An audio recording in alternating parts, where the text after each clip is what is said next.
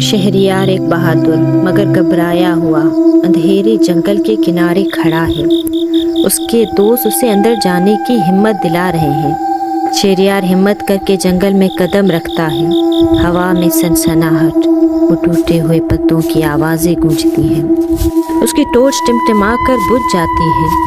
اندھیرے میں دور سے ہلکی سی لائٹ کی روشنی نظر آتی ہے۔ وہ لائٹ لالٹین کی تھی۔ روشنی کے قریب جاتے ہی اسے ہلکی آوازیں سنائی دیتی ہے، واپس چلے جاؤ۔ شہریار جیسے ہی لالٹین کو دیکھتا ہے، اس کے پیچھے ایک لمبا سایہ نمودار ہوتا ہے جس کی آنکھیں چمک رہی ہوتی ہیں۔ وہ خود خوف زدہ ہو کر دوڑتا ہے، لیکن درختوں کے سائے اس کے ارد گرد حرکت کرتے ہیں۔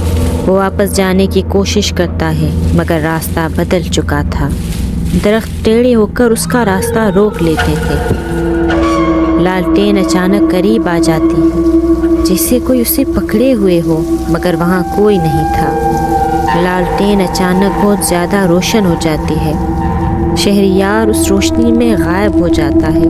اس کی ٹارچ زمین پر گر جاتی ہے۔ جنگل سنسان ہے، مگر شہریار اب اکیلا نہ تھا۔